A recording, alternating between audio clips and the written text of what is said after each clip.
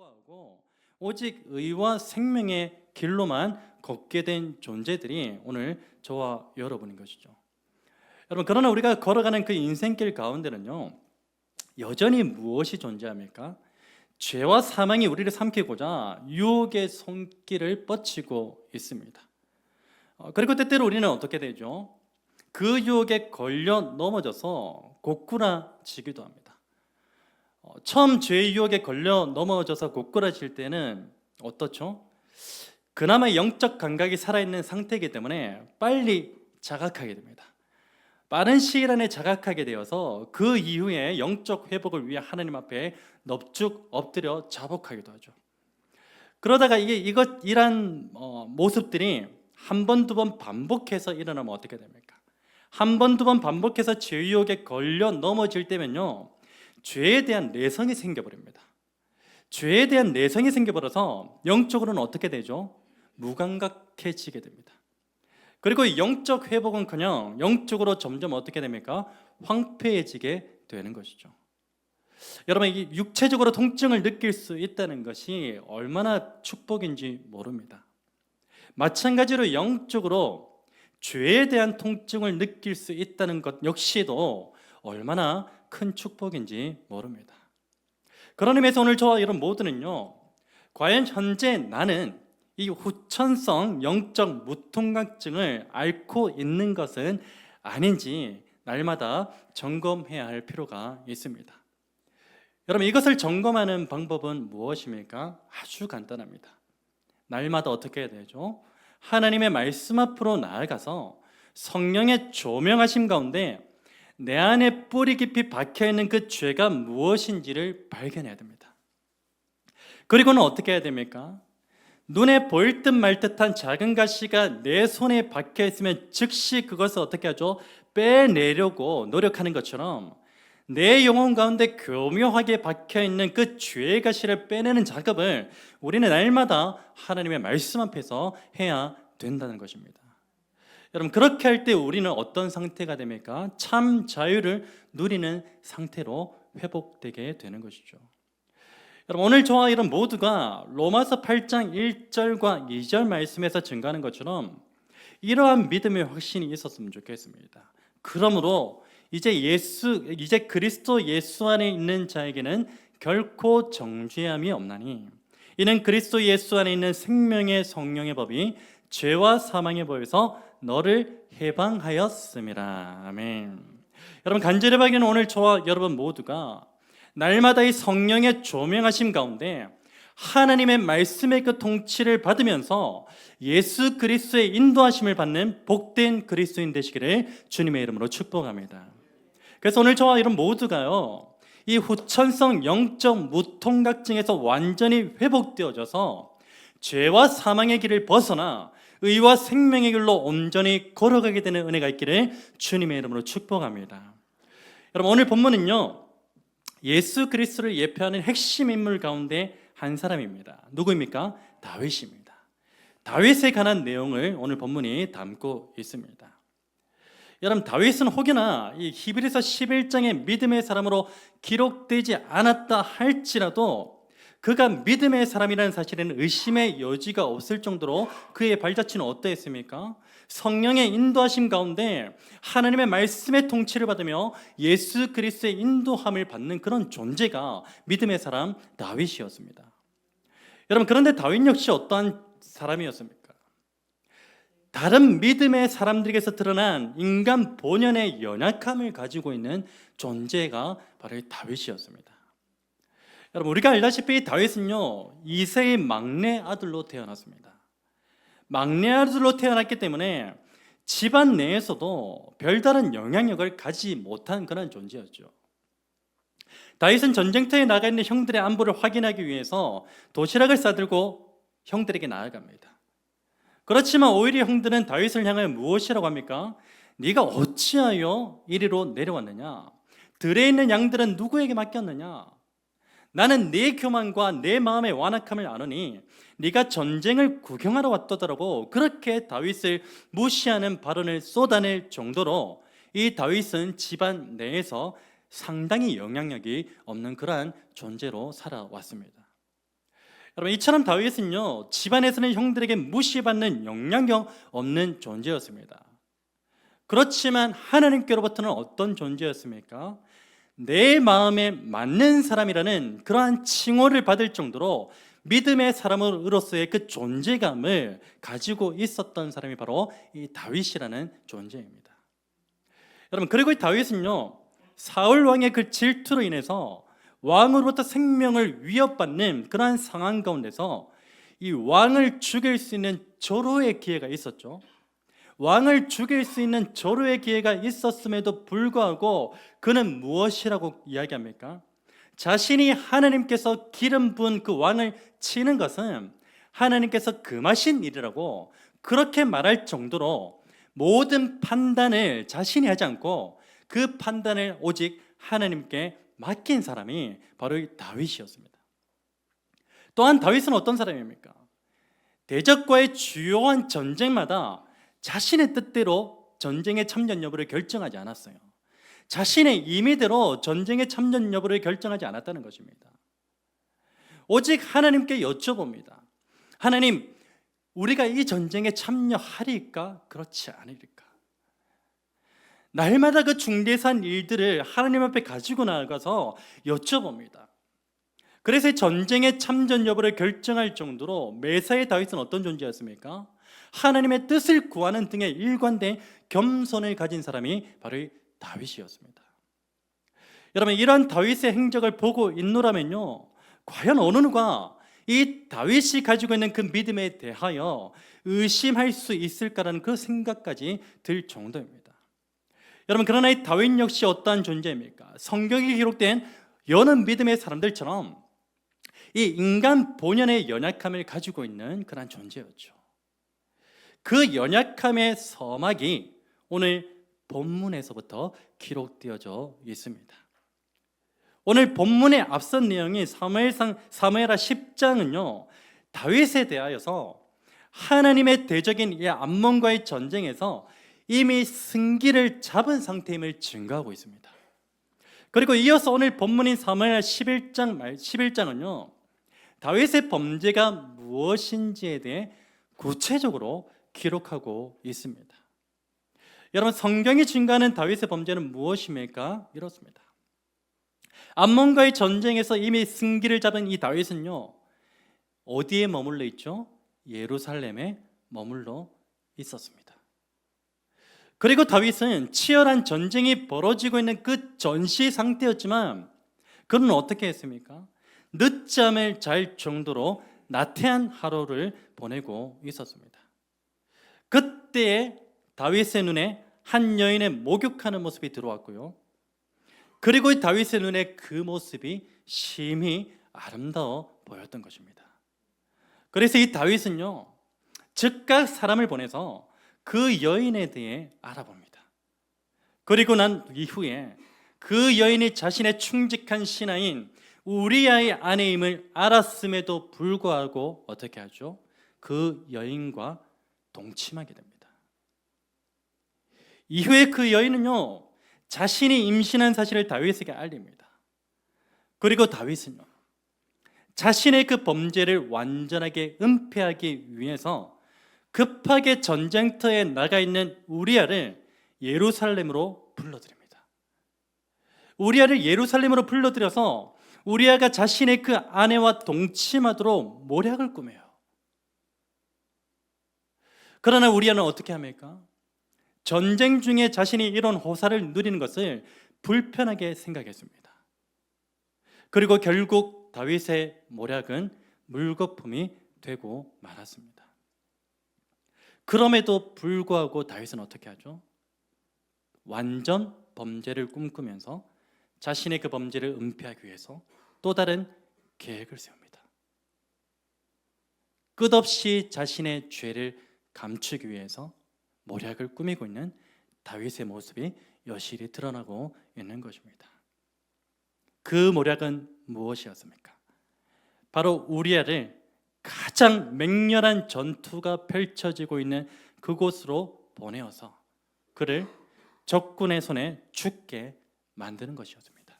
간접살인이죠. 여러분, 다윗은 자신의 계획대로 이 우리아를 가장 맹렬한 전투가 펼쳐지고 있는 그곳으로 보내어버립니다. 그리고 얼마 지나지 않아서 우리아는 적군의 손에 의해서 죽고 맙니다. 다윗은 자신의 계획대로 완전 범죄를 달성했습니다. 그리고 그 이후에는 마치 기다렸다는 듯이 우리아의 아내를 왕궁으로 데려와서 자신의 아내로 삼아버립니다. 여러분, 성경은 다윗의 범죄에 대한 하나님의 평가를 이렇게 증가합니다. 다윗이 행한 그 일이 여호와 보시기에 악하였더라. 여러분, 다윗은 현재 어떠한 상태에 놓여 있다고 볼 수 있습니까? 바로 우리와 같이 후천성 영적 무통각증의 상태에 놓여 있는 것입니다. 여러분, 죄는 감추어지는 것이 은혜가 아닙니다. 죄는 까발려지는 것이 은혜인 줄로 믿습니다.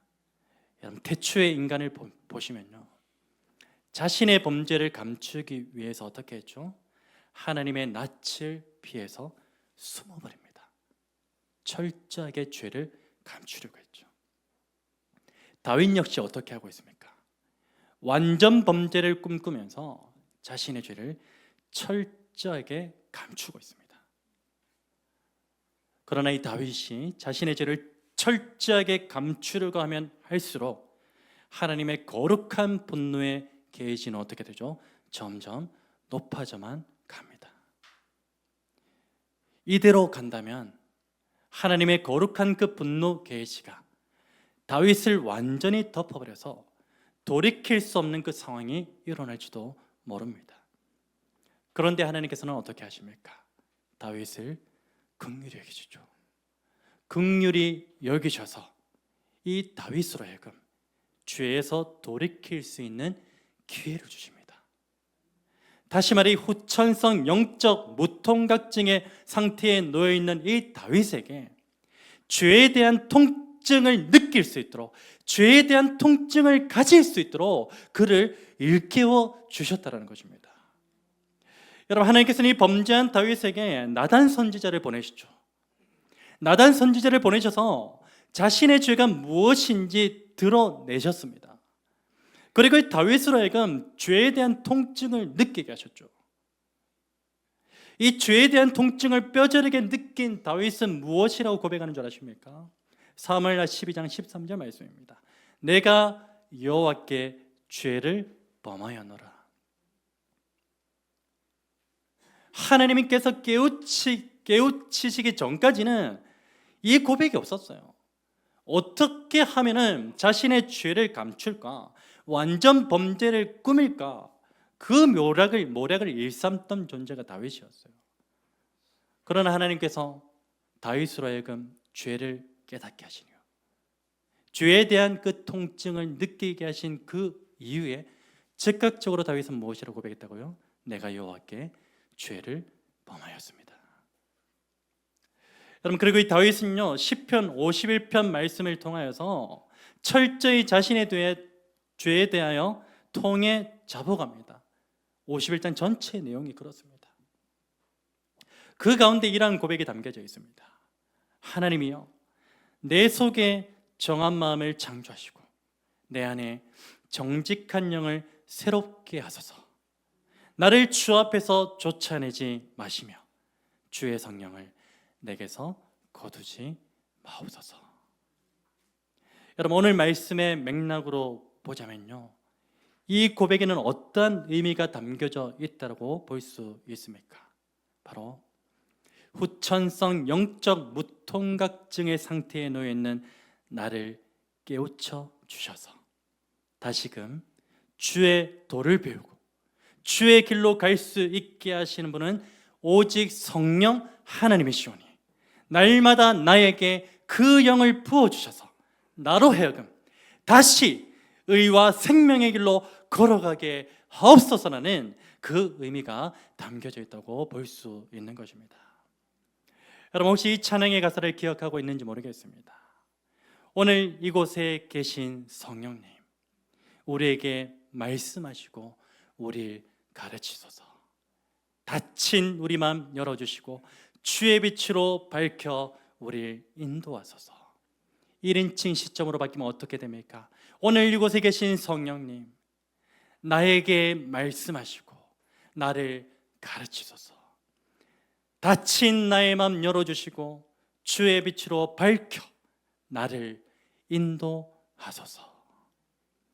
여러분 오늘 저와 여러분을 하여금 영적 무통각증의 상태에서 깨어나게 하심으로 다시금 죄에 대한 통증을 느끼게 하셔서 예수 그리스도의 십자가 앞에 자신의 모든 죄를 못 받게 하심으로써 의와 생명의 길로 가게 하시는 분은 성령 하나님이신 줄을 믿으시기를 축원합니다.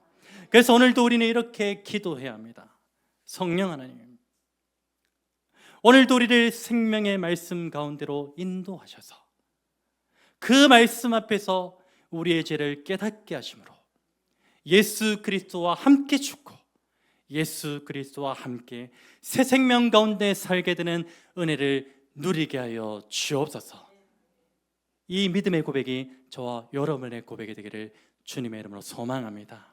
여러분 간절히 바라기는요, 이 고백을 통하여 저와 여러분 모두가 영적 무통각증에서 완전히 벗어나게 되어서 영적으로 부유한 삶을 살게 되기를 주님의 이름으로 축복합니다.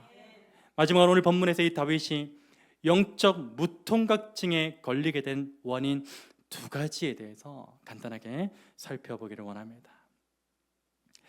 여러분, 하나님에 대한 신실한 믿음을 항상 유지해오던 그 다윗이요, 한순간에 영적 무통각증에 걸리게 된 첫 번째 원인은 무엇입니까? 바로 자신이 현재 무엇을 해야 할 때인지를 망각하고 있었기 때문입니다. 여러분 1절 초반부를 보십시오. 그 해가 돌아와 왕들이 출전할 때가 되매. 다윗이 누구입니까? 왕입니다. 그때는 쉽게 말하면 전쟁을 나가야 하는 때입니다. 그러나 다윗은 이 때가 어떤 때인지를 망각하고 살아왔던 것입니다. 여기서 말하는 그 해라는 것은요, 특별히 사계절 가운데 봄의 계절을 가리킵니다. 이 봄의 계절을 가리키는 것인데요, 당시 고대 근동의 전쟁에서 이 봄이라는 것은 어떤 상징적인 의미를 가지고 있었냐면, 전쟁에서 원정을 가야 하는 그런 입장에서 가장 유리한 계절로 그렇게 여겼던 계절이 바로 봄이라는 계절입니다. 한마디로 원정 전쟁을 나서는 나라에 전쟁하기 너무나 유리한 계절입니다. 여러분, 그래서 당시 고대 근동의 나라들은요, 가급적이면 봄의 계절을 전쟁에서의 원정길로 삼는 것을 선호했습니다. 추운 날보다 봄이 낫죠, 따뜻한 날이. 당시 다윗이 왕으로 통치하던 이 이스라엘은요, 봄의 계절에 이 암몬과의 전쟁을 위한 원정길에 올라 있는 상태였습니다. 그리고 오늘 본문의 상황은요, 암몬 족속의 마지막 보루라 할 수 있는 성읍을 함락하는 과정만이 남아있음을 우리에게 보여주고 있는 것입니다. 여기서 우리는요, 다윗의 영적 나태함을 발견하게 되는 것이죠. 다윗의 영적 나태함은 무엇 때문입니까? 다윗은 암몬에 대해서 이미 승기를 잡았다고 판단하고 있습니다. 왜냐하면 마지막 성읍을 탈취하는 그 일만 남았거든요. 외부에서의 전쟁은 이미 다 이겼어요. 그래서 그들이 마지막으로 성읍까지 쫓겨났죠. 다 이긴 전쟁으로 판단했습니다, 다윗은. 그래서 모든 나라의 왕들이 원전 전쟁에서 선언하는 그 계절의 때에, 전쟁을 해야 되는 그때에 정작 자신만 어떻게 됐습니까? 전쟁에서 빠져버린 것입니다. 1절 말씀을 자세히 보십시오. 장군들과 모든 이스라엘 군대가 그 전쟁에 참여했어요. 근데 자신만 그 전쟁에서 빠져버립니다. 다시 말해 이 다윗은요, 현재 자신의 무엇을 해야 할 때인지를 자각하지 못했다는 것이에요. 지금은 전쟁하러 나가야 되는 때인데 뭐 하고 있습니까? 늦잠 자고 있어요. 여러분, 다윗이 영적 무통각증에 걸리게 된 두 번째 원인은 무엇입니까? 바로 자신이 현재 있어야 할 곳이 어디인지를 망각하고 있었기 때문입니다. 여러분, 1절 마지막 부분 보십시오. 다윗은 예루살렘에 그대로 있더라. 여러분, 지금 다윗이 있어야 할 곳은 어디입니까? 전쟁터예요. 그런데 다윗은 지금 어디에 있죠? 예루살렘 왕궁에 머물러 있습니다. 사실 다윗이 전쟁의 막바지에 전쟁터에 있지 않고 예루살렘 왕궁에 있었다는 것보다 더 큰 문제가 무엇인 줄 아십니까? 바로 자신의 군대는 치열한 전투 가운데 놓여져 있는데 정작 자신은 어떻게 하죠? 왕궁에서 한가하게 늦잠이나 자고 있었던 거예요. 그게 더 큰 문제예요. 여러분, 다윗은 누가 뭐라고 해도 전쟁터에 있어야만 했습니다. 왕의 신분이기도 하기 때문에 전쟁터에 있어야만 했어요. 자신의 부하들을 독려해야죠. 리더로서 같이 전쟁터에 있어야만 했습니다. 다윗이 전쟁터에 있어야만 했던 가장 큰 이유가 무엇인 줄 아십니까? 바로 이 전쟁터라는 것은요, 곧 하나님의 임재와 동행하심을 경험하는 곳이기 때문이에요. 전쟁터가 어떤 곳이라고요? 하나님의 임재와 동행하심을 경험하는 곳, 그곳이 전쟁터예요. 여러분, 다윗의 일대기를 보십시오. 그가 주로 하나님의 임재와 동행하심을 경험하던 곳은 어디였습니까? 소년 시절에는 어디였죠? 집이었습니까? 아닙니다. 그가 소년 시절에는요, 맹수로부터 양을 지켜야만 했던 들판이라는 전쟁터였어요. 그곳에서 하나님의 임재와 동행하심을 경험했다니까요. 집이 아니었습니다. 또한 다윗은 사울 왕에게 쫓길 때에 그가 하나님의 임재와 동행하심을 경험한 곳은 어디였습니까? 안전한 집이었습니까? 아닙니다. 인생의 전쟁터와 같았던 광야였습니다. 그리고 그가 왕으로서 하나님의 임재와 동행하심을 경험했던 곳은 어디입니까? 수많은 전쟁 가운데 다윗이 하나님을 만났죠. 하나님의 대적과 치열한 전투를 해야 했던 그 전쟁터가 바로 다윗이 하나님의 임재와 동행하심을 경험했던 곳이었습니다. 여러분, 다윗은 수많은 시편에서도 고백하고 있듯이요, 자신이 하나님의 임재와 동행하심을 경험한 곳은 왕궁이 아니었습니다. 평안할 때도 아니었습니다. 그가 하나님을 만난 곳은 어디였습니까? 들판이었습니다. 광야였고요, 전쟁터였습니다. 그래서 오늘 본문에서 이 다윗이 예루살렘 왕궁에 머물러 있었다는 것은요, 우리에게 무엇을 암시하는 것입니까? 그가 현재 자신이 있어야 할 곳, 곧 하나님의 임재와 동행하심을 경험할 수 있는 곳에 있지 않았다는 사실을 우리에게 말씀해주고 있는 것입니다. 사랑하는 여러분, 오늘 저와 여러분이 현재 있어야 할 곳은 어디입니까? 바로 하나님의 임재와 동행하심을 경험할 수 있는 곳이어야 합니다. 여러분, 저는 하나님의 임재와 동행하심을 가장 민감하게 경험할 수 있는 곳은 바로 하나님의 말씀 앞이라는 사실을 믿어 의심치 않습니다. 여러분, 매일의 삶 가운데 여러분이 있는 그곳이 학교이든지 직장이든지 집이든지 교회이든지 그곳에서 하나님의 말씀을 통한 하나님의 임재와 동행하심을 경험하시는 그런 복된 인생 되시기를 주님의 이름으로 축복합니다.